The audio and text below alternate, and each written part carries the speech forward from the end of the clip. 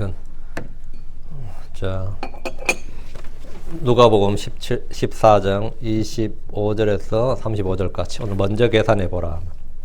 누가복음 14장 28절 말씀, 누가복음 14장 28절 말씀입니다. 예. 우리 같이 읽고 예. 이 계산해보다 이 카운터라는 말이 해보란 말이죠. 누가복음 14장 28절 같이 읽습니다. 너희 중에 누가 망대를 세우려 할 때 자기가 가진 것이 그것을 완성하기 충분한지 먼저 앉아서 그 비용을 계산하지 아니하겠느냐.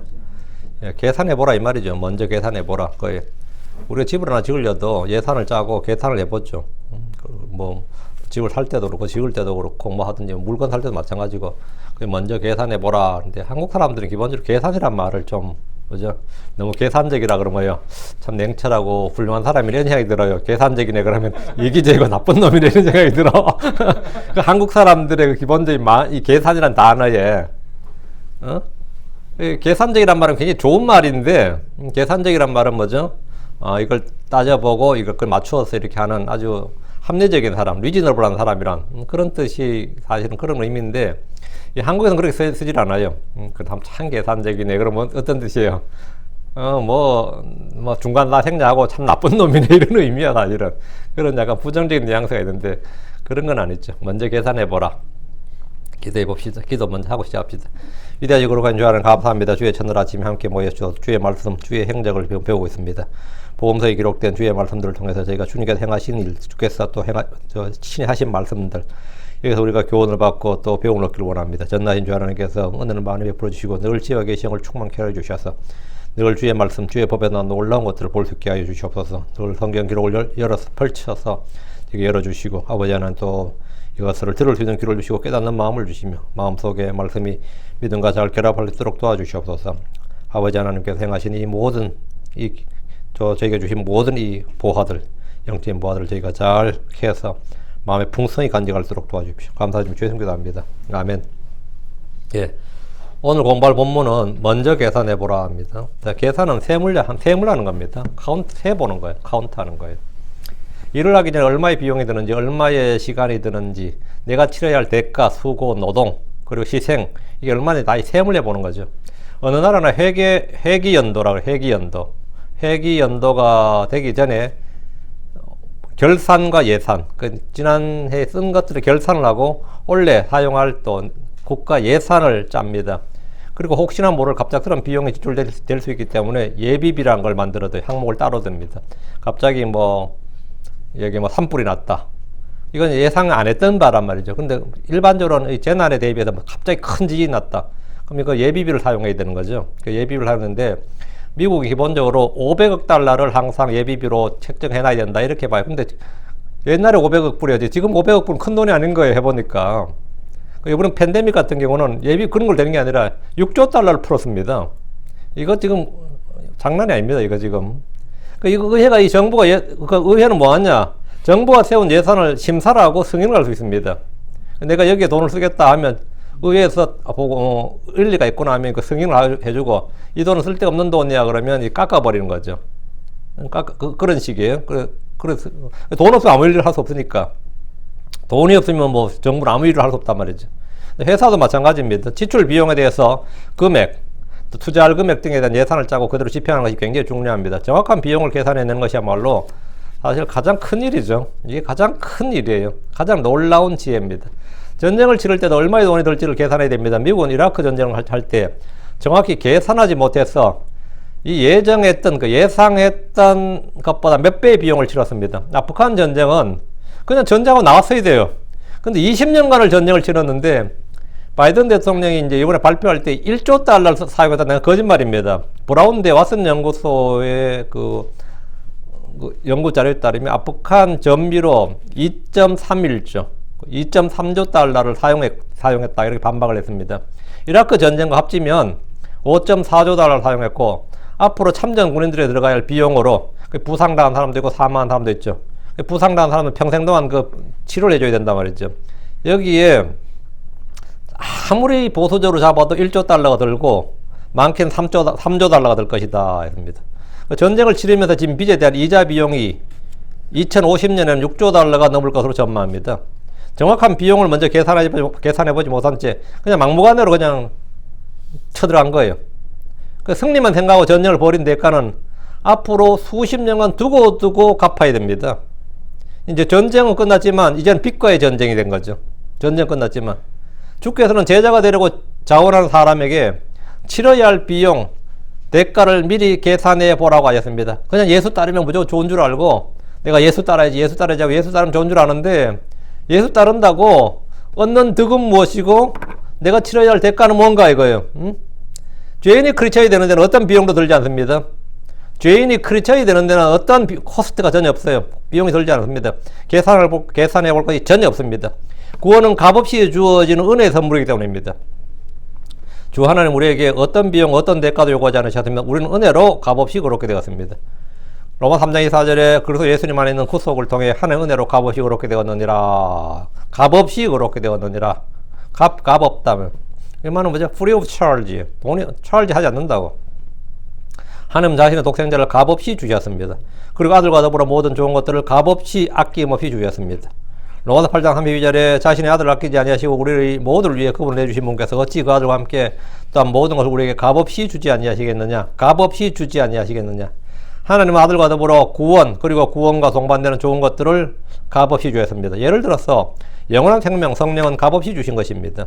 하늘의 영적 선물들은 우리에게 값없이 주어진 것입니다.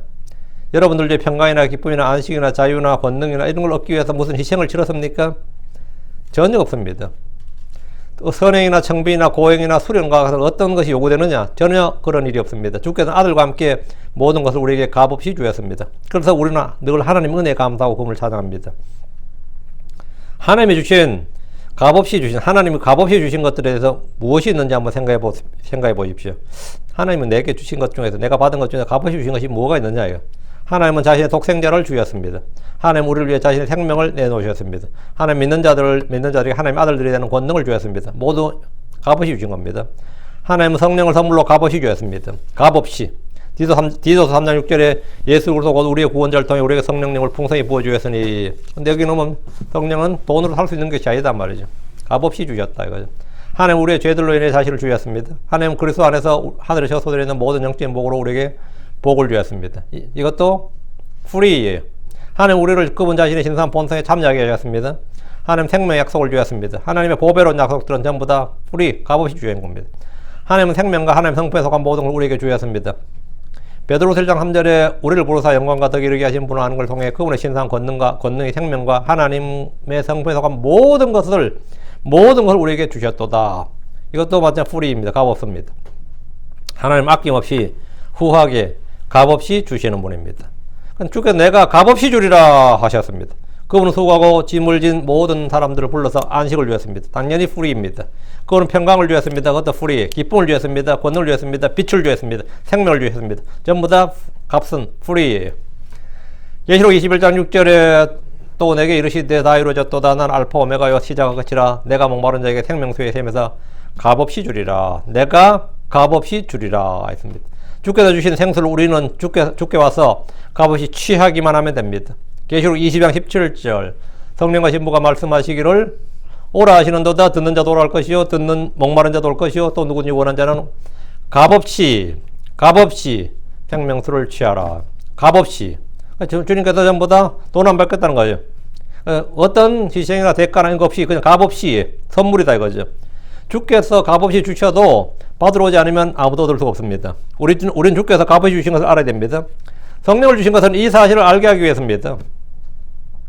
고린도전서 1장 12절에 이제 우리가 새 사형을 받지 아니고 하나님으로부터 난영을 받았으니 이것은 우리가 하나님께서 우리 값없이 주신 것들을 알게 하려 함이시라. 알게 하려 하시면 하나님께서 우리에게 값없이 주신 것들을 알아야 됩니다. 지금 미국도 마찬가지 캘리포니아 같은 경우는 주정부에서 값없이 주는 것들이 굉장히 많습니다. 잘만 찾아 먹으면 일 안 하고도 평생 먹고 살 수 있어요. 이 찾아만 먹을 수 있으면 뭐 긴급 생계 지원, 칼캐시, 뭐 내가 가스가 없어. 그거 가서 받을 수 있어요. 가스비가 없어. 받을 수 있어요. 이번 달 월세야 낼 렌트비가 없어. 받을 수 있습니다. 갑자기 내 돈 쓸 돈이 하나도 없어. 그것도 캘리포니아 캐시라고 해가지고 그것도 받을 수 있어요. 이야, 가보면 말이죠. 멕시카들 줄을 쫙 있는데, 전부 다 그거 받으러 온 사람들이에요. 응? 근데 현찰로 줘요, 그것도 막. 현찰로. 캐시잖아, 칼 캐시. 먹을 거 없다고, 푸스탬프 주죠. 뭐 주지. 잘만 찾아 먹으면, 불체자들도 많아요. 불체자를 지금 주는 회사 굉장히 많습니다. 한국도 마찬가지. 몰라서, 야반도주 한 사람이 있거든요. 그래, 구청 직원이, 그 야반도주 할 거 없이 구청으로 와서 해야 된다고. 응? 지금 야반도주 해야 되는 게 아니라, 그건 구청으로 왔으면 다 해결된다고. 그런 게 있는데 자기가 몰랐다 이거지. 몰라서 못 쓰면 뭐가 되는 거죠? 못 쓰는 거예요. 근데 실제로 엄청나게 많아요. 제가 아는 어떤 형제도 목사인데, 자기 평생 집 안 산다더라고요. 왜 안 사냐 그랬더니만, 돈이 없어 안 산다. 그 의미가 아니고, 평생 안 사도 충분히 잘 살 수 있다는 거지. 그래, 그분이 그랬어요. 자기가 이제 그쪽을 좀 이제 알게 되니까, 이놈들이 이렇게 지들끼리만 해먹었구나. 그걸 알았다는 거예요. 나도 이제 거기 참여했다는 거지. 이것들이 이제 보니 순전히 지들끼리 다 해먹었구나. 저희들끼리 해먹었구나. 그러고 잘 살아요. 잘 살아. 근데 이제 한번 이 특징이 있어요. 한번 이렇게 거지로 한번 살게 되면 평생 그렇게 살게 됩니다. 거기서 벗어나지를 못해요. 푸스탬프도 마찬가지입니다. 한번 그걸 맛보기 시작하면 평생 그걸로 살아야 돼요. 그게. 그러니까 좋은 건 아니에요. 근데 저는 문제 주께서 값없이 우리에게, 하나님께서 우리에게 값없이 주신 것을 알면 그건 좀 사정이 달라요. 그건 정말 풍성한 삶을 삽니다. 정말 은혜롭고 권능 있는 삶을 살아요. 하나님께서 우리에게 값없이 주신 것들을 알게 하려 합니다. 하나님께서 우리에게 값없이 주신 것들이 뭐냐 이것만 제대로 알면 당연히 삶이 달라집니다.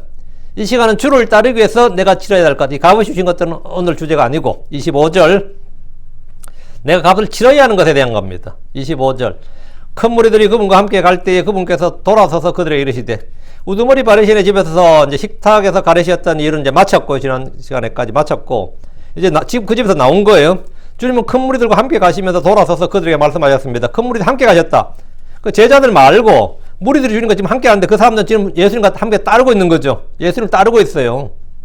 예수님 어디로 가시든지 막 예수님 따라오고 있는 거지. 주님께서 자기를 따르는 사람들 보니까 부담이 돼, 안 돼?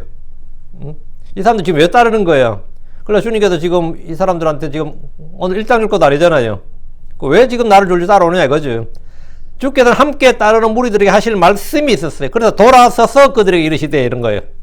그것은 바로 제자가 되려는 그 주님을 따르는 사람들에게 말씀하신 거죠.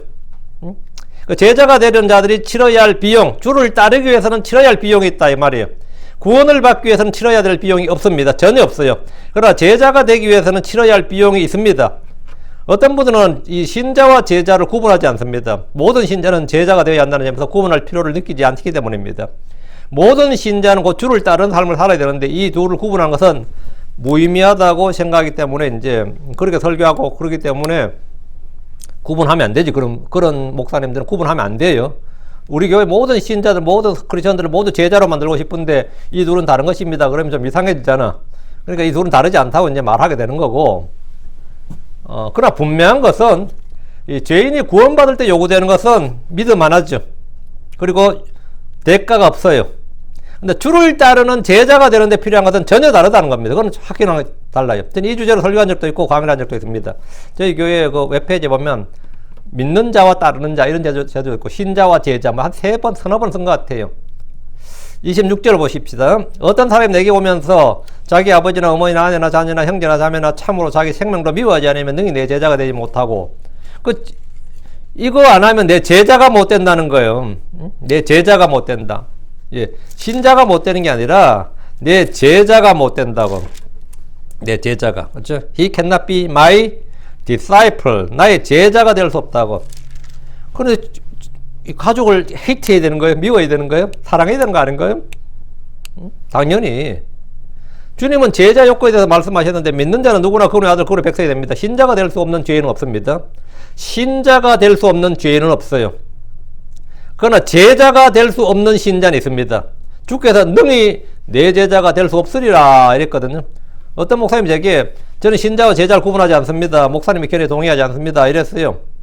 제가 만약 신자와 제자가 같은 것이라면 주께서 다른 무리들에게 너희 내 신자가 되지 못하리라 하려야 된다고. 그런 건 있을 수가 없는 말이에요.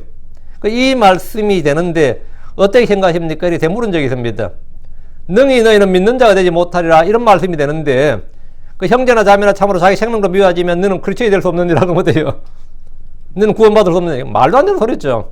그 제가 되물은 적이 있는데 가만히 있더라고요. 응? 차이가 있다고. 27절에도 주님 다시 한번 능히 내 제자가 될 수 없는 이라 되지 못하리라 이렇게 두 번 말씀하셨어요. 제자가 될 수 없는 이야기를 세 번, 33절 또 한 번 나오죠. 총 세 번 말씀하셨는데 세상에 신자가 될 수 없는 사람은 없어요. 본물 주목에서 보면 어떤 사람이 내게 오면서 26절에 되어 있죠. 자, 여기 안 들어요. 어떤 사람이 내게 오면서 주님께서 뭐라 했죠? 내게 오는 자는 결코 내쫓지 아니하리라 그랬죠. 내게 오는 자는 내쫓지 않는다고. 내게 오는 자는 주님께서 내쫓지 않는다고. 누구든지 주께 오는 자는 구원받습니다. 하나님은 주께 오는 자마다 다 받아주시고 결코 쫓아내지 않습니다. 그 말은 뭐죠? 다 구원받을 수 있다고요. 주께 오면 생명을 얻고 빛을 얻고 꼴을 얻고 생수를 얻고 안식을 얻습니다. 한마디로 구원받는다는 말입니다. 그런데 그가 자기 아버지나 어머니나 아내나 자녀나 형제나 자매나 참으로 자기 생명도 미워하지 않으면 주의 제자가 될 수 없다는데 이렇게 해서 예수 믿으면 자기 가족 미워야 된다면 누가 예수 믿겠어요? 그건 말도 안 되는 소리고. 그러면 이거 자기 생명도 미워하지 않으면 주의 제자가 될 수 없다면 누가 제자 돼? 이게 뭔 말이냐고. 주를 따른 제자는 육신의 정과 욕심과 애착을 십자가에 못 박아야 됩니다. 못 박아야 돼요. 본문의 말씀은 주의 제자가 되려면 뭐 가족을 버려라, 가족을 돌보지 말라 이 말이 아닙니다. 부모를 공경해야 되고 순종해야 됩니다. 그건 율법이고 신약에도 명령이에요. 내 부모를 공경하라, 내 부모를 순종하라. 이건 내 부모를 미워하라 이런 가르침은 없어요. 그런 말은 없다고. 내 부모를 공경하라, 순종하라지. 남편은 자기 아내를 존중하고 사랑하고 약한 것으로 여기고 합당한 애정을 베풀어야 됩니다. 부모는 자기 자녀들을 주의 진리로 양육해야 됩니다. 본문을 잘못 이해해서 주를 따르기 위해서 가족을 버렸다는 애들이 간혹 있습니다. 간혹 그런 분들 만난 적 있어요. 내가 다 버리고 주를 따랐다고. 이게 이제 중세 수도사들이 그랬죠. 수도원에 들어간 사람들이 어때죠? 집을 떠나서 가족을 버리고 뭐 마누라 자식 형제 다 버리고 수도원 들어가 버린 거예요. 수도원에 들어가 버리면 자기가 수도원에서 먹고 살겠지만 남은 가족들은 어떻게 되는 거죠? 아, 고생스럽죠. 수도원에 들어가면 수녀들 막 너 인생이 너무 힘들어서 그냥 막 자살 시도도 몇 번 했던 사람 중에서 어느 날 갑자기 수녀 되겠다는 사람이 있거든요. 그 수녀원에 들어가 버린 거예요. 응? 그거는 그분의 제자가 되는 것이 아니라 파렴치한 사람이 되는 겁니다. 아주 그건 못된 놈이네요. 파렴치한 사람 되는 거예요. 디모전서 5장 8절에 그러한 누가 자기 친족 특히 자기 집 사람들을 부양하지 아니하면 그는 믿음을 부인한 자요 불신자보다 나쁜 자니라 그랬습니다. 그럼 믿음을 부인한 자고 불신자보다 나쁜 자라고 했어요. 사도들은 그들의 생업을 포기하고 가족들을 버리고 주를 따랐습니다. 모르긴 해도 베드로의 가족들은 베드로가 갑자기 주를 따라 떠남으로써 상당한 경제적 타격을 입었을 겁니다. 어떻게 생각해요? 베드로의 부인 같은 경우는 어떨 것 같아요? 응? 갑자기 예수 따르겠다잖아요. 그러다 뭐 집에 돈을 받고 보내주냐고. 응? 예수 따르면서 한 달에 생활비 얼마라고 뭐 예수님께 주셨다 해서 추석 명절 때는 뭐 보너스 받았다 그래서 보내주고 그러겠냐고. 응? 이 어부들이 갑자기 배와 거물을 버려도 주를 따르면 그들의 생계는 생각해 보세요. 막막할 겁니다. 막막할 거예요. 응? 캐톨릭 교회 신부나 수녀들은 자기들이 가족을 버리고 주를 따랐다고 당당하게 자랑합니다. 그래서 어떤 이들은 이 개신교회 목사들도 캐톨릭처럼 해야 된다고 주장합니다. 본문이 말하는 가족을 미워한다, 버린다는 것은 둘의 이해 충돌이 있을 때 가족을 위해서 주를 버리지 말라는 선택의 문제를 말하는 겁니다. 평소에는 어떻게 되냐면 가족을 사랑하고 부양하고 했는데 이 선택의 순간이 온다고. 평소에는 선택의 순간이 안 와요.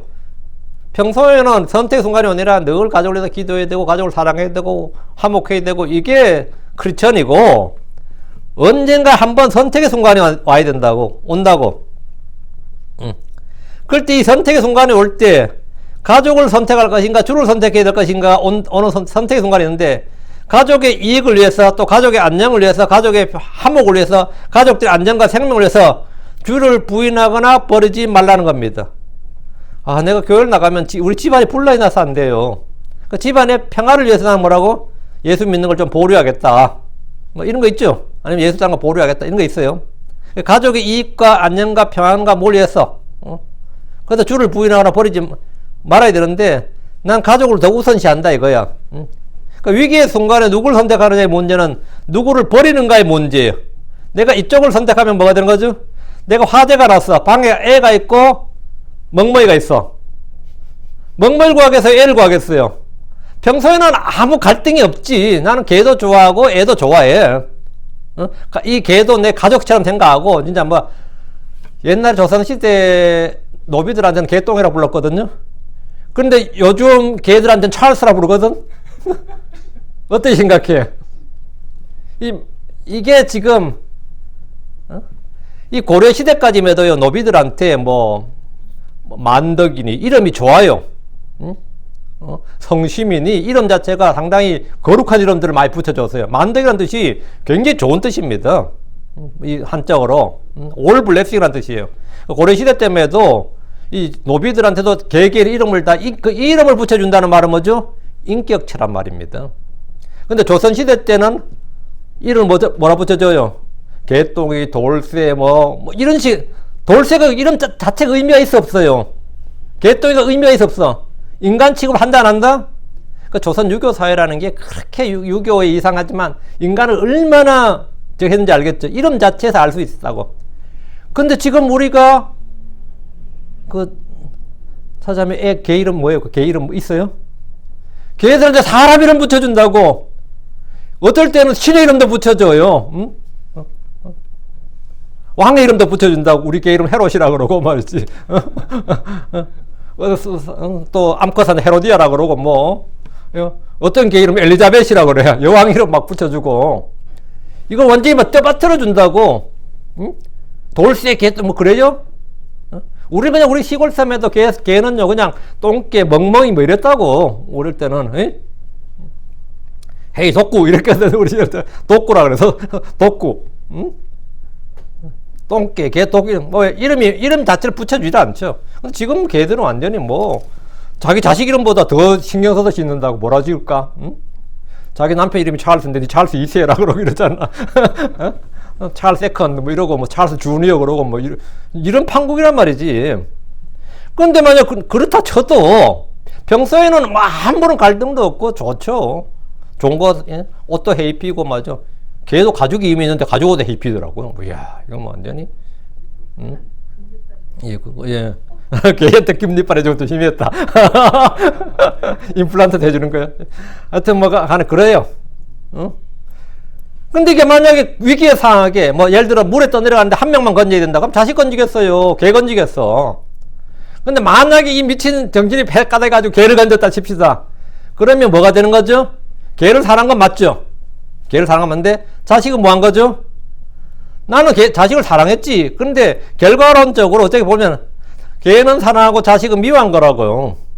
선택의 순간에 뭘 선택하고 뭘 버렸다는 말은 뭐죠? 선택한 거는 사랑한 거고 버린 거는 미워한 거라고요. 근데 내가 주와 이 가족이 있어. 평소에는 이게 아무런 갈등이 있을 수가 없어요. 근데 어떤 선택의 순간이 왔을 때 내가 이쪽을 선택하면 이쪽은 뭐가 되는 거죠? 미워했다 이 말입니다. 제자의 요건은 뭐냐면 어떤 순간에도 뭐를 선택해야 된다는 거죠? 주와 복음을 선택하고 따라야 된다 이 말이에요. 근데 심지어 그럼 그렇게 내가 주와 복음을 선택하는 순간에 가족을 버리게 되는데요. 이러면 뭐냐? 그때 가족을 버리게 되는데요. 가족을 내가 책임을 질 수가 없게 되는데요. 그거를 가족을 제가 버리게 됩니다. 가족을 책임질 수 없게 됩니다를 저 본문에서 뭐냐면 가족을 미워하지 않냐면 이래 되는 거예요. 응? 언제든지 주를 먼저 프라이어리티에 두고 선택을 해야 된다. 이 말을 하는 거예요.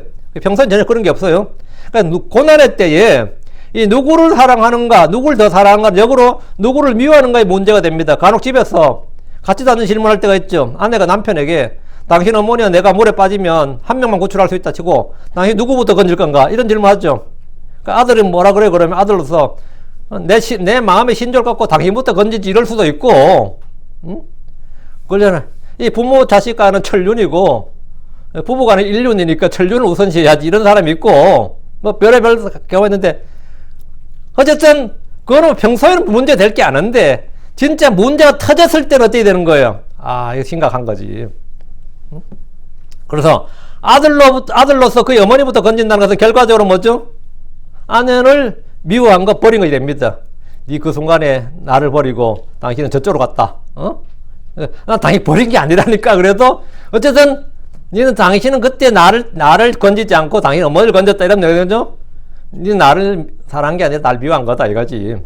이 말이야. 이게 아들과 아내가 불소에 갇혔는데 한 명만 구출할 수 있다면 누굴 선택합니까? 그때 선택된 사람을 사랑한 사람, 선택이 안 된 사람은 뭐죠? 미워하는 사람이 된 겁니다. 물론 난 둘 다 사랑하고 부득불 한 명만 선택할 수밖에 없는 가슴 아픈 선택이지만 결코 누구를 버리고 미워하고 문제가 전혀 아니다. 난 그걸 항변하지. 난 당연히 난 미워한 게 아니라고. 미워한 거 아닌데 어떻게 한 명밖에 건지도 없었다고. 뭐 시간상 어떻게 가네. 조건 상황에서. 그 버리는 문제가 아닌데 본문이 말하는 우리 주님께서 하는 말씀이 자기 가족은 물론이고 자기 생명조차 미워하지 않으면 나의 제자가 될 수 없다. 이 말은 이 경우는 나는 내 생명을 사랑하지 않고 뭐 하겠다고? 이 성경에서 사랑한다는 말은 그것과 맞바꾼다는 말이에요. 그 내가 내 생명을 사랑한다는 말은 이 선택과 내가 맞바꾼다는 말인데 내가 주님을 선택했다 이 말은 뭐죠? 주님을 사랑한다는 말은 주님과 나의 적을 맞바꾼 거지 나와 이쪽을 맞바꾼 게 아니단 말이지. 그러니까 어떤 경우에도 나의 재산의 손해나 내 가족의 생명이나 나의 생명이 죽는 그런 경우에도 내가 아닌 주를 택하는 것이 주를 사랑하시고 주를 따르는 것이고 나를 미워하는 겁니다. 요게 나를 미워하는 거예요. 요런 순간에 이때 나를 미워하지 아니하면 그건 제자가 아니다 이 말이에요. 제자가 될 수 없다고. 그 순간에 주님을 우선 선택할 수 있어야 된다 이거지. 본문의 이 의미를 정확히 이해하지 못하고 오해하면서 뭐 가족을 부양하지 않거나 유기하는 일이 없어야 됩니다. 우린 평소 가족을 사랑해야 되고 가족을 부양하기 위해서 일해야 됩니다. 평소 나 자신의 몸을 먹이고 아끼고 건강하게 돌보고 먹이고 돌봐야 됩니다. 그러나 주를 위해서 모든 걸 버려야 할 때가 오면 기꺼이 나의 소유나 생명까지도 버려야 되는데 이것을 성경이 뭐냐면 미워하지 아니하면 이렇게 말한 거예요. 미워한다는 의미를 정확히 알면 되는 거지. 이해되죠? 이 7절 그렇게 하지 않으면 나의 제자가 될 수 없다. 그러니까 주님의 제자가 되기 위해서는 언제나 주님이 최우선해야 된다. 그러니까 주님이 최우선이 되기 위해서는 어떤 희생도 감수해야 된다. 이 말씀이에요. 그렇지 않으면 제자가 될 수 없다고. 27절 누구니 자기 십자가를 지고 나를 따라오지 않은 자도 능히 내 제자가 되지 못하랴. 두 번째 제자가 될 수 없는 경우죠. 주께서는 다른 무리들에게 제자가 될 수 없는 사람들에서 또 한 번 말씀하셨습니다. 누구니 자기 십자가를 지고 나를 따라오지 아니하는 자도 능히 내 제자가 되지 못하리라 하셨는데 마태복음 10장 38절에 또 자기 십자가를 지고 내 뒤를 따르지 아니하는 자도 내게 합당하지 아니하니라 했습니다. 이 자기 십자가를 지고 따른다. 이건 뭐냐? 이 십자가형을 선고를 받으면 자기가 십자가에 못 박힌 그 장소까지 자기 십자가를 지고 가는 겁니다. 죽기 합당한 제자는 자기를 부인하고 자기 십자가를 지고 주를 따라야 됩니다. 주를 따르는 길이 결국 뭐라는 거죠? 십자가를 지고 주를 따른다는 말은 어디까지 가는 거예요? 죽음의 장소까지 간다 이 말이지. 예수님께서 자기 십자가를 지고 어디까지 갔죠? 갈보리 언덕까지 가셨죠. 로마 병정을 따라서 갈보리 언덕까지 갔단 말이에요. 거기가 사형 처소란 말이죠. 그럼 우리는 자기 십자가를 지고 주님을 따른다면 주님은 우리를 어디까지 인도할 것 같아요? 예. 십자가를 진 사람은 사형장까지 인도하는 거예요. 사형장까지. 그러니까 자기 십자가를 지고 사형장까지. 자, 마태복음 16장 24절에 그때 예수님께서 자기 제자들에 이르시되 어떤 사람이 나를 따라오려거든 자기를 부인하고 자기 십자가를 지고 나를 따를지니라. 이 자기를 부인하라는 말은 자기 생각이나 자기 주장이나 의의나 사상이나 철학이나 이념 물론이고 자기 유익을 다 포기하라 이 말이죠. 자기를 부인하는 것은 자기 자랑이나 자기 영광이나 자아 성취나 자신의 이익이 되는 모든 것은 포기하고 버린 겁니다. 자기 부인이라 한마디로 내가 아니요 나의 뜻대로 마옵시고 이겁니다. 사도 바울은 모든 사람보다 더 수고했지만 내가 아니요 하나님의 은혜라고 했습니다. 내가 지금은 내가 된 것도 내가 아니라 하나님의 은혜입니다. 내가 사는 것도 내가 아니요 예수 그리스도께서 내 안에 그리고 예수 그리스도의 믿음으로 사는 것 하나님의 아들의 믿음으로 사는 것이라고 했습니다. 이것이 자기 부인입니다. 그럼 자기 십자가를 지고 주를 따르는 건 뭐냐? 예수를 믿고 따른 것은 세상의 영웅이 되고 부자가 되고 인기와 명성을 얻고 높아지는 것이 아니라 수치와 모욕과 채찍에 맞고 감옥에 갇히고 재산을 빼앗기고 추방을 당하고 가족을 잃거나 자기 생명조차 잃을 수 있는 일입니다. 한마디로 죄수가 자기 십자가를 지고 형장으로 끌려가듯이 예수를 믿고 따르는 길은 그런 위험과 죽음으로의 길을 선택한 거라 이 말입니다. 내가 예수를 믿고 따른다 이 말은 뭐죠? 예. 지금 사형장으로 가는 죄수의 같은 모습. 십자가형을 선고받아서 그 십자가를 지고 사형자로 끌려가는 이 죄수의 삶과 같은 것이다 이 말이에요. 한마디로 죄수가 자기 십자가를 지고 형자로 끌려가듯이 예수를 믿고 따르는 길은 그런 위험과 죽음으로의 길을 선택한다는 겁니다. 제자들은 당시에 예수를 믿고 따르는 길은 영광의 왕자로 가는 길로 생각했습니다.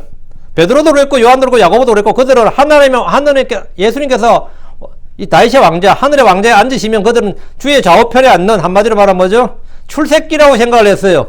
지금 예수를 믿고 지금도 다른 무리들도 다 메시아 왕국이 세워지면 한 자리 할 수 있다고 생각하고 지금 주님 따르고 있는데, 주님이 하시는 말씀 그게 아니라 지금 나를 따라 지금 오는 길은 예수님 지금 어디로 가는 거예요? 예루살렘 가고 있잖아요. 예루살렘 왜 가는데요? 죽으러 가잖아. 십자가에 못 박혀 죽으러 가는 길이라고. 지금 나를 따라오는 길은 뭐라고? 죽으러 가는 길을 죽으러 가는 사람을 따라오는 길이라고. 지금 왕이 돼서 왕자의 안전, 예루살렘에 왕이 되려고 왕자의 안전으로 가는 게 아니라 지금 나는 갈보리 언덕에 십자가를 지고 죽으러 가는 길이라고. 지금 니들이 나를 따라오는데 한마디로 죽으러 가는 사람을 따라오는 거란 말이에요. 응? 근데 제자들은 그때까지도 이걸 몰랐어요. 지금 예루살렘으로 가는 길은 뭐다? 이번 6월절은 주님께서 왕자에 오르는 행차로 생각을 했습니다. 근데 예수를 믿는다는 것은 뭐냐? 내가 영웅이 되는 게 아니단 말이지. 부자가 된 것도 아니고, 유명이 되는 것도 아니고, 명성을 얻는 것도 아니고, 권력을 얻는 것도 아니고, 하여튼 높아지는 것이 아니라, 수치를 받고, 모욕을 받고, 채찍에 맞고, 감을 갇히고, 재산을 빼앗기고, 추방을 당하고, 가족을 잃거나, 심지어 자기 생명조차도 잃을 수 있는 일을 선택하는 겁니다. 한마디로 말하면 예수를 따르는 것은 자신의 그런 위험과 죽음의 위험, 생명의 위험을 지금 선택하는 거예요. 유대에서 예수를 믿는다는 것은 회당에서의 출애는 물론이고 죽음의 위험에 놓이는 일이었습니다. 기독교가 공인되기 전에 로마에서 예수를 믿는 일은 죽음의 길이었습니다. 지금도 공산주의 국가나 무슬림 국가에서 예수를 믿는 사람은 자기 위에 자기 십자가를 지고 있는 사람과 같습니다. 언제 죽을지 모른다고요. 시간 문제라고. 많이들이 자기 십자가를 진다는 뜻을 내가 삶의 고생 정도로 생각합니다. 너무 힘든데 이게 다 제 십자가죠 뭐 이러는데, 삶의 고생 이야기 아닙니다. 어떤 분은 결혼 생활이 자기 십자가라고 말합니다. 결혼 생활이 너무 힘들어서 요즘 어떻게 사시냐면 뭐 십자가를 지고 따르는 길이죠 이러는다고. 그러면 꽤 만났어요. 제가 이 선교단체에 있었기 때문에 거기 결혼은 그 속에서 결혼을 많이 해요. 그럼 믿음도 갖고 신앙 배경도 갖고 해서 축이 착착 맞아야 되는데 잘 안 그래요. 그게 부부 생활하는 것이 그게 안 된다고. 같이 뭐 세계 선교 뭐 어쩌저 했는데도 그게 결혼 생활이 뭐 맨날 세계 선교 결혼 생활가 아니잖아 그거는.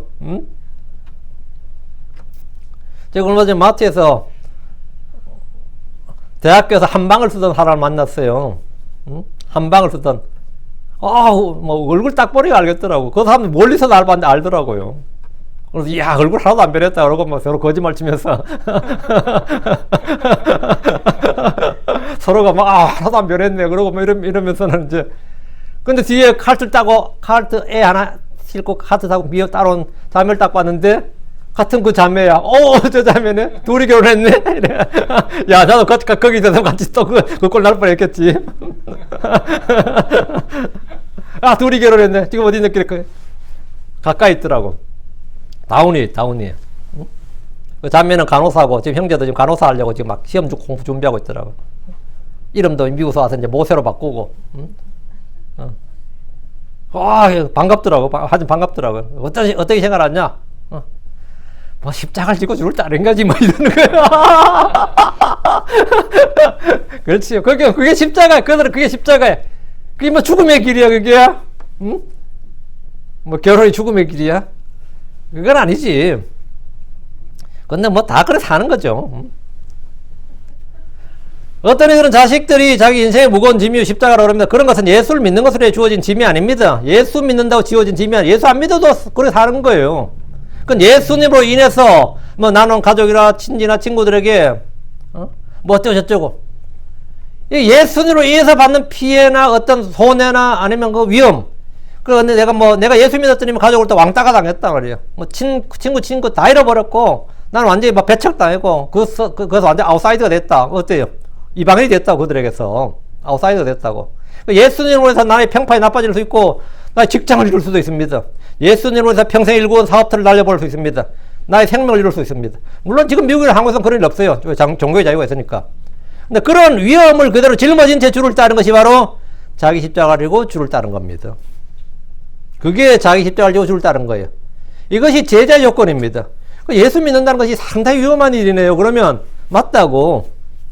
잘못하다가 죽을 수도 있겠네. 그러면 그거 맞다고. 야, 예수 믿어도 전과자 되겠는데 그것도 맞다고. 근데 지금 뭐 미국에서나 뭐 그런 건 잘 없죠. 미국이나 한국, 지금 현재는 워낙 그 뭐 종교의 자유가 있어서 뭐 크리스천이 오히려 다수니까, 미국은. 근데 당시 예수님을 따른 제자들은 그 일이 부귀영화를 얻고 출세하고 하나님의 왕국에서 그거는 좌우편에 앉는 것인 줄 알고 뭐 서로 경쟁하고 시기하고 다투었지만 베드로가 왜 배를 버려두고 주를 따랐겠어요? 세계 선교를 위해서? 아니죠. 베드로한테 미안하지만 베드로는 그런 뜻으로 예수 따른 거 아닙니다. 응? 야고보가 세계 선교를 위해서 예루살렘에 지역교회 세우려고 주를 따랐겠어요?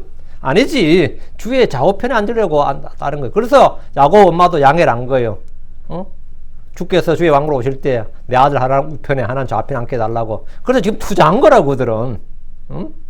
미래를 보고 투자를 한 거라고요. 우리가 애들 좋은 대학 보내려고 학원 보내는 거와 똑같이, 아니 유학 보내는 거와 똑같이 멀리 뭐 동부나 다른 나라 외국 유학부도 보내잖아요. 왜 그렇게 하는 거예요?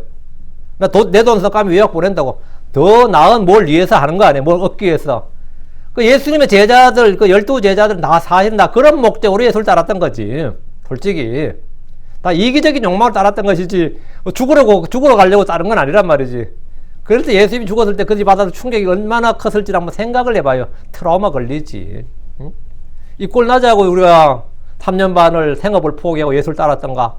그거 생각하면 상상이 가요? 아휴, 꿈에서도 나타나면 아주 기겁할 거야, 아마. 응? 근데 그분은 이렇게 예수 믿으면 엄청나게 영화를 누릴 줄 알고, 부귀 영화를 누릴 줄 알고, 출세할 줄 알고 예수를 따랐는데, 그렇게 그럴 줄 알고 막 서로 경쟁하고 서로 누가 더 큰 자냐 싸우고 다투고 시기하고 막 예수님 앞에서 제자들끼리 막 이 내분이 많이 일어났어요. 자기들끼리 막 갈등이 많았습니다. 12 제자들도 서로가 누가 더 큰 자고 막 하면서. 그게 뭐 교회가 뭐 성도들 뭐 하는 거 아무것도 아닙니다. 제자들도 그랬어요. 근데 사실 그들 앞에 놓인 게 그런 게 하나도 아니고 핍박과 고난과 죽음이었습니다. 베드로는 예수님을 열심히 따랐어요. 그 결과가 뭐였죠? 십자가에 거꾸로 매달려 죽었습니다. 안드레는 터키에서 X자형 십자가에 못 박혔습니다. 세베대 아들 야고보는 칼에 죽었습니다. 사도 요한은 기름이 끓는 솥에 던져졌는데 안 죽었어요. 보통 그러면 전신을 아사했고 죽어야 되는데 안 죽어버린 거야. 그러다 밤모섬에 유배가 된 겁니다. 빌립은 프리기아에서 십자가에 처형당했습니다. 마테는 에티오피아에서 도끼와 창, 갈고리를 하나로 묶고 마늘창으로 살해당했습니다. 시몬은 영국에서 십자가에 못 박혔고, 도마는 인도에서 복을 연하다 창에 찔려 죽었고, 바돌로메는 폭행을 당하다 십자가에 못 박혀 죽었습니다. 야곱의 아들 유다, 그 다데오라, 페르시아에서 죽었습니다. 알피의 아들 야고보는 이집트에서 높은 성전탑에서 던져졌는데도 숨이 안 끊어져가지고 나무망치로 머리를 맞아 죽었습니다. 마띠아는 예루살렘에서 돌로 맞고 죽은 사람을 또 참수형으로 칼로 쳤습니다. 사도 바울은 로마에서 칼로 목이 베어 죽었습니다. 주를 따랐던 이들이 이 땅에서 부귀영화와 성공과 명예를 얻는 길이 아니라 모두 죽음의 길이었던 겁니다. 십자가를 지고 주를 따랐고 그곳까지가 그들이 따랐던 길이었어요. 그들은 늘 자신의 죽음을 스스로 짊어진 채 주를 따랐습니다. 다만 사형 집행일이 언제냐에 따른 거지. 이것이 바로 자기 십자가를 지고 주를 따르는 일이었습니다. 지금 이 시대 미국이나 한국의 크리스천들은 예수 그리스도를 믿는 일, 그분을 따르는 일이 나를 죽음에 이르게 하는 일이 거의 없습니다. 주님은 그분을 따르는 사람들에게 거짓말로 환상을 심어주지 않았습니다. 주님께서는 나를 따르면 다 좋은 일만 생겨 이렇게 환상을 심어주지 않았다고요. 박해나 고난이 없을 것이라고 말하지 않았습니다. 주를 따르는 일은 자기 십자가를 지고 사형장으로 가는 죄수들과 같은 그런 죽음의 일이고 고난의 삶인 것을 미리 말씀해 주었습니다. 그럼 왜 성도들은 이런 삶을 살면서 주를 따라야 되는 겁니까? 왜 이렇게 살면서 주를 따라야 되냐고. 하늘의 보상과 영광 때문입니다. 마태복음 5장 10절 12절에 의로 인하여 핍박을 받는 자들은 복이 있나니 하늘의 왕국이 그들의 것이기 때문이라. 나로 인해 사람들이 너희를 욕하고 핍박하며 너희를 대적하여 거짓으로 온갖 종류 악한 것을 말할 때에 너희에게 복이 있나니 기뻐하고 크게 즐거워라. 하늘에서 너희 보상이 크니라. 그들이 너희 전에 있던 대언자들을 이같이 핍박하였느니라. 28절입니다. 너희 중에 누가 망대를 세우려 할 때 자기가 가진 것이 그것을 완성하게 충분한지 먼저 앉아서 그 비용을 계산하지 아니하겠느냐. 망대를 짓는 일은 도시성을 건축할 때 드는 비용으로 상당히 비용이 많이 드는 건축물입니다. 망대를 높이 세우는 데다 기초가 튼튼하고 벽도 견고해야 됩니다.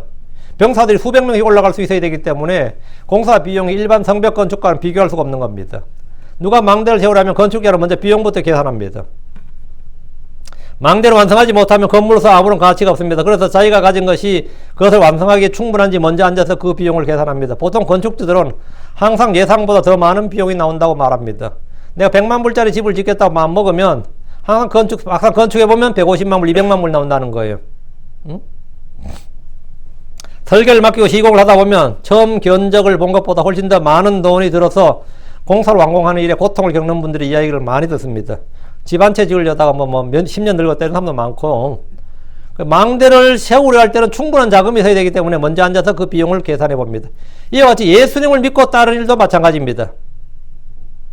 예수님을 따르면 유교 전통의 집안에서는 제사를 지내지 못합니다. 가족들과 불화할 수 있습니다. 그 내가 이 장남인데, 장손인데 이런 사람도 있죠. 그러면 나는 안 되는데, 우리 집 나 제사 지내야 되는데 예수 못 믿는다 그래요. 응? 친구들과 어울려서 이전에 즐기던 오락이나 쾌락을 즐길 수 없습니다. 주말이면 함께 놀던 일도 할 수 없게 됩니다. 개인 생활보다 집단 문화가 강한 한국 사회에서는 상당히 불편한 점이 많이 있습니다. 예수를 따른다는 것이 은근히 치러야 할 비용이 많습니다. 교회에 나가야 하는 시간만 있는 것이 아닙니다. 교회에서 하는 여러 가지 활동에 참여하려면 그것도 만만치 않습니다. 어떤 분이 말하기를 요즘 한국교회는 말이죠. 교회 다니려면 돈과 시간이 많이 들어요 그러더라고요. 근데 그 말도 무슨 말인지 알겠어요. 요즘 한국교회는 교회 나가려면 돈과 시간이 많이 든다 이거예요. 응? 교회 다니려면 어느 정도 생활이 안정되어 있어야 된다 이거예요. 그리고 주말에 일해야 되는 이런 사람은 교회 못 나간다 그죠. 응? 그리고 뭐 이게 생활이 좀 안정되어 있어야 헌금도 하고 사람들과 만나서 이야기도 하고 교제도 하고 하지, 생활이 불안정한 사람들은 못 나간대요. 응? 또 한국처럼 서로 사생활 잘 묻잖아요 그죠? 얼마나 사생활을 잘 몰어. 그러니까 교회 못 나간다는 거예요. 응? 직장 안 다니고 있으면 이거 그 나이야 직장도 안 다니고 어떻게 이런단 말이지. 뭐 장가 안 가서 아이고 몇 살인 나이도 장가 안 갔노 이런다. 사생활 잘 묻는다고. 사생활 한국교회가 좀 그래요. 지가 뭐 해줄 것도 아니면서는 엄청 간섭을 많이 하고 뭐 그런 게 있죠. 응? 그러니까 교회 안 나가버리지. 뭐가 좀 갖추어져야 교회도 나갈 수 있다는 거예요. 근데 그 이야기 들어보니까 그렇구나. 나는 그 처음 무만이 이해가 안 되는데 그럴 수도 있겠구나 싶더라고. 그러나 이런 것은 아무것도 아닙니다. 악한 시대의 주 예수를 믿고 따르는 일은 생명권이라 재산권의 위협을 받습니다. 처음에는 뜨거운 열정으로 주를 믿고 따르겠다고 하지만 얼마 지나지 않아서 작은 시험조차 이기지 못하고 신앙을 포기한 일이 허다합니다. 주께서는 그분을 따른 무리들에게 제자 요건을 말씀해 주시고 냉철하게 생각하고 판단해 보고 그 다음에 주를 따르라. 나를 따르든지 말든지 하라 이거예요. 지금 나를 따르고 우르르 몰려드는데 오늘 저녁은 뭐 먹을까 이렇게 따르지 말고 생각 좀 하고 따라 말이지. 29절 그렇게 하지 아니하여 그가 기초만 놓은 채 그것을 완성하지 못하면 그것을 보는 모든 자가 그를 조롱하기 시작하여. 망대를 건축하다 망대 못 지게 되는 거죠. 다 한마디씩 하는 거죠. 전에 제가 서울 시내를 돌면서 이제 버스 타고 가다가 짓다가만 건물을 본 적이 있어요. 그래서 꽤 높은 건물인데 이 철골 구조가 벌게요. 그만 녹이 슬었다 이 말이야. 자금난으로 공사를 중단했고 몇 년째 비와 이슬을 맞으면서 골조가 녹이 슬고 있었는데 무슨 건물인데 저러냐 했더니 교회 건물이래. 교회 건축하다가 이 중간에 못 짓고 그만둔 교회 건물이 서울 시내 곳곳에 있었습니다. 응? 이 양반들이 건축 비용 같은 계산 제대로 안 하고 그냥 목사님의 믿음으로 한다고 건축 시작해버린 거예요. 믿음으로 한다면서. 그리고 이 성도들이 막 헌금을 해야 되는데 성도들도 이제 처음에 열정이 있었지만 이게 건축이 1년 지나고 2년 지나면 돈이 계속 돈 먹는 하마야 이게. 그러니까 성도들 살살 빠져나가잖아요. 어떤 사람은 지금 투자한 노예에서 못 나간 사람도 있고. 응? 그래서 건축을 중단한 거야. 그러니까 막 또 40일 금식기도 한다 그러고 막 이거 거의 자살시효야 거의 막. 응? 그래 건축 못한 교회들이 수두룩했습니다. 그럼 지나간 사람이 전부 다 막 교회 욕했어요. 교회 타 사람이 욕심이 많아가지고. 이거 기네스북에도 올라와 있는 건물인데 북한 평양에 류경 호텔이 있어요. 여러분 인터넷 찾아보면 다 나옵니다. 피라미드처럼 만든 건물인데 동경이 경주예요. 동경이 경주라면 류경은 평양입니다. 그래 류경 호텔이에요. 류경이 버들유자에 서울경자입니다. 그 평양 대동강에 버들나무가 많아서 그 류경 호텔의 이름을 지었는데 왜 그 미친놈들이 그 건물 왜 지은 것 같아요? 하여튼 북한의 유명한 건축물은 남한이 뭘 지으면 그에 상응하는 건물을 지었습니다. 남한이 잠실 운동장을 지으면 그건 능라도를 건물을 짓고 이런 식이야. 남한 63빌딩을 지을 때 우린 그러면 류경호텔을 짓는다 이거였어요. 그 상응하는 그 신라호텔에 맞먹는 북한 반드시 그 대응하는 뭐가 하나 있어요. 그런데 이제 그 당시에 한국에서 63빌딩을 지었는데 63빌딩이 그 당시에 최고 높았습니다. 그 당시에 지금은 이제 뭐 100층 넘는 거 많죠. 그다 63층이 제일 높았어요. 그래서 북한에 101층짜리 건물을 지으라는 이제 이 김정일이가 명령을 내린 거죠. 100층짜리 이상 건물 지어라. 그 63빌딩이 건축된 걸 보고 체제 경쟁 차원에서 지은 거예요. 동계산도 안 해보고. 그 1987년에 이제 8월 달에 8월 28일에 신착 공사를 시작했는데 아직도 완성이 안 됐습니다. 지금 현재도 완성이 안 됐어요. 그래서 이 건물이 기네스북에 가장 높은 빈 건물, tallest building unoccupied 이렇게 올라와 있는 건물입니다. 2008년까지는 외관 공사도 완료가 되지 않아서 20년 동안 콘크리트 뼈대만 항상 폐건물로 공포스러운 모습이었습니다. 그 높은 위치에다가 100층이 넘는 건물이 떡 서 있는데 불그스름하게 콘크리트 벽이 서 있어 봐요. 다 보이거든. 63빌딩이 예전에 찍었을 때 용인에서 오면서 보였어요. 제가 경상북도에서 올라오잖아요. 서울로 이제 올라올 때 시외버스 타고 올라오면 그 건물이 보였다고. 그러니까 평양에서는 이 유경호텔이 다 보인다고요. 근데 그 건물이 어때요? 공포지 뭐. 공포지. 그래서 여러 차례 세계에서 가장 추한 건물 1위를 차지했습니다. 그들은 짓기 전에 충분한 자금이 있는지 계산해보지 않았습니다. 그 건물은 본래 김일성 탄생 100주년 이렇게 가지고 있는데 김정일이도 완성을 보지 못한 채 죽었어요. 그래서 전 세계 조롱거리가 되는데 겨우겨우 안은 다 포기해버리고 밖에 외관 공사만 지금 마무리해서 가지고 지금 거기다 선전 벽보를 붙이죠. 지금 현재는. 그 세계의 조롱거리가 된 건물입니다. 예술을 따른 제자의 삶도 마찬가지입니다. 하다가 하지 못하면 뭐가 되느냐 이거죠. 30절. 이르되 이 사람이 세우는 일을 시작하고 완성하지는 못하였도다리라. 망대를 세우는 거창한 계획을 세우고 그 일을 시작했는데 완성하지 못했다면 그는 욕을 먹게 됩니다. 사람들은 시작을 보고 평가하는 것이 아니라 결과를 보고 평가하기 때문입니다. 많이들이 뜻을 세우고 뭔가를 시작하지만 제대로 결과를 보여주는 사람은 극히 적습니다. 주의 수를 따르기도 마찬가지입니다. 순례길에 고난이 닥치면 대부분 포기해버린 이들이 많습니다. 31절. 또는 어떤 왕이 다른 왕과 전쟁을 하려 할 때 자기를 치려고 2만 명을 거느리고 오는 자를 자기가 10,000명으로 당해낼 수 있을지 먼저 앉아서 곰곰이 생각해보지 아니하겠느냐. 주님 한 가지 예를 더 들어주었습니다. 어떤 왕은 전쟁을 하려 할 때 먼저 승패를 따져보게 됩니다. 이길 수 있는 전쟁인지 감당할 수 없는 전쟁인지 먼저 생각해보고 판단한 겁니다. 왕은 자신의 왕국을 유지하려면 항복하고 조국을 바치든지 속국이 되는 것이 차라리 죽는 것보다 낫기 때문입니다. 항복해도 죽게 된다면 끝까지 싸우려 될 겁니다. 세상의 수많은 전쟁은 승패와 관계없이 무조건 싸웁니다. 현대 미국이 치른 수많은 전쟁을 보십시오. 이긴 전쟁이 별로 없습니다. 여러분이 생각할 때 미국은 전쟁에서 다 이겼을 것 같죠? 한국 전쟁은 3년 만에 중단을 해버렸어요. 싸우다가 스탑을 해버렸다고. 아직도 휴전이죠. 50년 지난 지금도 전쟁이 끝이 안 난 그냥 휴전 상태입니다. 그래서 미국이 지금 거기 가 있는 거예요. 전쟁이 안 끝났기 때문에. 아니 종전선언을 못했어요. 휴전이지 종전이 안 됐다. 휴전은 쉰다는 뜻입니다. 전쟁을 쉰다는 뜻이에요. 휴전협정이지 종전협정을 맺은 게 아니에요. 그럼 그 승패가 결정 안 난 거죠. 베트남 전쟁은 싸우다가 엄청난 피해를 입고 철수해버렸습니다. 그건 패전이었죠. 처절한 패배였습니다. 이라크 전쟁을 이겼다고 할 수도 없는 전쟁이었고 아프간 전쟁은 20년 만에 철수해버렸는데 명백한 패배입니다. 중요 전쟁에서 사실 다 진 거죠. 전쟁은 죽게 속한 것이라 2만 명을 건드리고 온다 해도 10,000명으로 이기지 말라는 법은 없습니다. 이스라엘과 유다는 수많은 승리와 패배를 경험했는데 그들이 배운 것은 전쟁은 죽게 속한 것이란 겁니다. 그러나 어떤 때는 싸우기도 전에 미리 항복을 했습니다. 우리가 히스기야 하면 굉장히 유명한 전쟁이 있죠.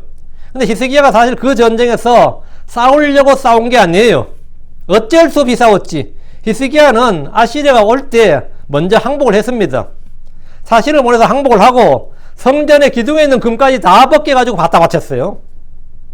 그런데 아시리아 그래서 물러났으면 거기서 게임 끝났는데 그냥 더 밀어붙인 거예요.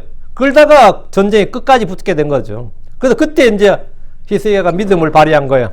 이제 죽게 됐으니까 죽느니 차라리 믿음을 발휘하자 된 거지. 그래서 주님께 기도하고 그런 거죠. 근데 전쟁은 이 건축보다 더 중요한 게 고도의 정확한 판단이 요구되는 일입니다. 한번 잘못된 판단은 멸망이지. 그와 같이 우리는 줄을 따르기 위해서 냉철하고도 고도의 판단을 요합니다. 크리스천들은 그래서 좋은 군사로서 2배의 적이 아니라 수백 배의 적군들과 맞서 싸워야 됩니다. 32절. 만일 그렇게 할 수 없다면 다른 왕이 아직 멀리 있을 때 그가 사신단을 보내 평화의 조건을 구하느니라. 싸움을 할 수 없다고 판단되면 싸우기 전에 사신단을 보내서 평화의 조건을 구해야 됩니다. 항복 문서에 서명해야 된다 이 말입니다. 유다는 바빌론을 상대로 이길 수 없는 싸움을 했습니다. 예레미야가 항복하고 그들 섬기라는 주의 말씀을 전했지만 싸우겠다고 버티다가 온 민족이 종이 돼서 바빌론으로 끌려갔습니다. 히스기야는 아시리아 왕에게 사실을 먼저 보내서 화해를 구했습니다. 열왕기하 18장 14절에 보면 유다 왕 히스기야가 라기스로 사람을 보내 아시리아 왕에게 이르되 내가 잘못하였나이다. 나를 떠나 돌아가소서. 왕이 내게 짐지어 주신 것을 내가 감당하리다 했더니 아시리아 왕이 유다 왕 히스기야에게 은 300달란트와 금 30달란트를 지정해 주니라. 그러니까 이만큼만 내면 내가 돌아간다 이거지. 그 히스기야는 주의 성전의 문들과 자기가 전에 금을 입힌 기둥들에서 금을 벗겨서 아시리아 왕에게 갖다 줬어요. 그럼에도 이들은 계속해서 예루살렘을 치려고 군대를 이동시켰습니다. 때로 이길 수 없는 싸움인 줄 알면서 싸울 왕도 있습니다. 지금 같은 경우 있었죠. 상대가 화폐의 조건을 거부할 때입니다. 히스기야는 항복이 받아들여지지 않자 주께 도움을 구했습니다. 3절 이와 같이 너희 중에 누구든지 자기의 모든 소유를 버리지 아니한 자는 능히 내 제자가 되지 못하리라. 주를 따르던 무리들은 예수님에게 뭔가 얻고자 하는 이기적 동기와 탐심이 깔려 있는데 주께서는 도리어 누구든지 자기의 모든 소유를 버리지 아니한 자는 능히 내 제자가 되지 못한다고 하셨습니다. 주를 따름으로 얻는 것이 아니라 잃는 것이 더 많다는 정도. 뭐 그 정도가 아니라 아예 모든 걸 버려야 한다. 심지어 죽을 수도 있다. 죽기까지 해야 된다. 뭐 이런 거예요. 이것은 주를 따른 무리들에게 이건 뭐죠? 청천벽력의 소리죠. 무슨 소리냐? 지금 왕국의 왕자에 앉을 생각을 하시지 않고 뭔 소리냐 이거예요. 사람들이 뭐 때문에 예수를 믿고 그걸 따른 겁니까? 복을 받고 능력을 얻고 성공과 형통을 바라기 때문에 자기의 모든 소유를 버려야 한다면 그러면 뭐 그건 투자죠. 복 받고 능력 받고 성공 형통을 바라기 때문에 그렇게 해야 된다면 그건 투자인데 그런 거 없이 자기의 모든 소유를 버려야 된다면 뭐 생각이 달라지지 않을 수가 없는 겁니다. 사도들은 주를 따랐지만 급여나 보너스가 없었고 보험도 없었고 퇴직금도 없었습니다. 집이나 직장을 얻은 것도 아니고 권력이나 명예를 얻은 것도 아닙니다. 주께서 어떤 부자에게 내게 아직도 한 가지 부족한 것이 있으니 내가 가진 모든 걸 팔아 가난한 사람들에게 나누어 주라. 그리하면 하늘에서 내게 보화가 있으리라. 그리고 와서 나를 따르라 그랬습니다. 그는 재물을 얻고 지키는 것을 자기 일로 생각하고 있는데 지금 내가 가진 모든 걸 팔아서 가난한 사람들에게 나누어 주고 와서 나를 따라와 하셨습니다. 이것이 제자의 길입니다. 34절 소금은 좋은 것이로되 만일 소금이 제 맛을 잃으면 무엇으로 그것의 맛을 내리요. 소금은 좋은 것, 귀한 겁니다. 소금은 음식의 맛을 내고 부패를 막습니다. 소금은 음식 업무나 번제물로도 사용되었습니다. 레위기장 13절에 너는 내 음식 업물에 모든 봉헌물에 소금을 칠 것이니라 했죠. 소금을 칠 것이나 너는 내 하나님 언약의 소금이 내 음식 업물에 빠지지 않게 할지니 너는 내 모든 헌물과 함께 소금을 드릴지니라. 소금은 굉장히 귀한 거죠. 제사에서도 희생물 드릴 때도 갓 태어난 아이를 씻길 때도 소금을 사용했습니다. 주께서 제자들에게 너희는 땅의 소금이니라고 하셨습니다. 너희 속에 소금을 두고 서로 한몫하라 이 말씀도 있습니다. 주의 언약을 소금 언약이라고 그래요. 그런데 소금이 제 맛을 잃으면 무엇으로 그것의 맛을 낼 수 있느냐? 없습니다. 35절 그것이 땅에도 거름더미에도 적합하지 않으므로 사람들이 그것을 내다 버리느니라. 들을 게 있는 자는 들을지어다 하시니라. 맛을 잃은 소금은 거름으로 쓰지 못합니다. 땅에도 적합하지 않습니다. 그래서 그냥 내다 버립니다. 버려진 소금을 사람들의 발밑에 버려진 소금은 사람들의 발밑에 밟힐 뿐입니다. 밟힐 뿐이라고. 삼손이 성령을 일어설 때 어땠어요? 삼손이 이스라엘의 위대한 용사였죠. 한 명이 블레셋 전 군대를 막을 수 있는 사람이었습니다. 삼손은 군대가 없었어요. 자기 혼자서 블레셋의 군대를 막을 수 있는 사람이었다고. 그럼 블레셋 사람들에게 그런데 이 삼손이 성령을 일어설 때 블레셋 사람들 붙잡혀서 눈이 뽑히고 소처럼 일한 노예가 되었습니다. 완전 황당이 된 거죠. 사울이 성령을 일었을 때 그런 마귀 들린 살인자요. 불인 영을 지닌 여자를 자전으로 타락했습니다. 지혜의 대왕이라 불린 솔로몬이 타락했을 때 그런 우상 숭배자가 되었습니다. 이스라엘이 주를 버렸을 때 그들은 특별한 보물이 아니라 이 썩은 돌도 안 됐습니다. 그들은 아시리아 바빌론으로 포로 잡혀가서 종이 되었습니다. 마찬가지로 우리가 이 크리스천으로서 이 그리스도의 빛과 능력과 맛을 이룰 때 우리는 땅에도 거름더미에도 적합하지 않는 자들이 되고 맙니다. 크리스천이 아무 의미가 없어요. 어떤 이들은 믿음에 관하여 버림받은 자들입니다. 어떤 이들은 모든 선한 일에 대해서 버림받은 자들입니다. 우리가 뭔가를 잃어버린단 말이에요. 그러면 육신적이 되고 마귀적이 되고 아무런 쓸모가 없는 자가 됩니다. 그래서 사도 바울도 그러나 내가 내 몸을 억제하여 복종시키면 내가 다른 사람들에게 복음을 선포한 뒤에 어떤 방법으로도 내 자신이 버림받은 자가 되지 않게 하라면이라. 내가 버림받은 자가 되지 않게 하라면이라. 이 말은 뭐냐? 내가 삼손처럼 되지 않고 사울처럼 되지 않고 솔로몬처럼 되지 않고 얘는 우리 조상들 이스라엘이나 유다처럼 되지 않고 버림받은 자가 되지 않게 하려니라. 이것은 사회가 직분에 가는 겁니다. 구원을 잃어버린단 말이 아니고 우리는 버림받은 자가 되지 않도록 해야 됩니다. 주의 말씀을 잘 전하던 아니면 또 주님께 쓰임받은 사람이 버림받은 자가 되면 인생은 아주 안 좋지. 미저러블이에요. 미저러블 삶이. 버림받은 자가 되지 않도록 내가 내 몸을 억제하여 복종시킨다. 사도 바울 자신도 거기에 대한 두려움이 늘 있었던 거예요. 그래서 그 두려움과 떨림으로 주를 섬겼다고 했습니다. 물론 마찬가지입니다. 자, 오늘은 먼저 계산해보라 했는데, 주의 제자가 되는 길, 주의 제자가 치러야 할 대가, 뭘 것 같아요? 나의 생명까지 잃는 일이다 말이죠. 그까지가 자기 십자가를 지고, 십자가는 자체가 사람 죽이는 거니까요. 오늘 여기까지 하겠습니다. 위대하고 거룩한 주 하나님 감사합니다. 하나님 개선해 주셔서 하나님 주님께서 이 따르는 무리들을 보시고 이 말씀을 주셨는데 저희도 예수를 믿고 주를 따른다고 하면서 아무 생각 없이 그냥 주를 따르는 것이 아니라 제가 어떤 생각, 어떤 마음을 가져야 되는지 또 어떤 것까지 각오해야 되는지 또 이 말씀을 통해서 알려주셔서 감사합니다. 아버지 하나님 저희가 참 저희 모든 걸 잃고 우리 주 예수를 얻는 일을 할 수 있도록 도와주시고 늘 언제나 지혜롭고 현명한 선택을 할 수 있도록 도와주시길 간구합니다. 제가 이 육신의 것이나 이 세상의 것을 탐하거나 그것을 선택하지 않고 주와 그분의 일, 또 주님의 의와 하나님의 왕국을 먼저 구할 수 있도록 해주시옵소서. 감사드리며 주의 성기도 합니다. 아멘. 아멘.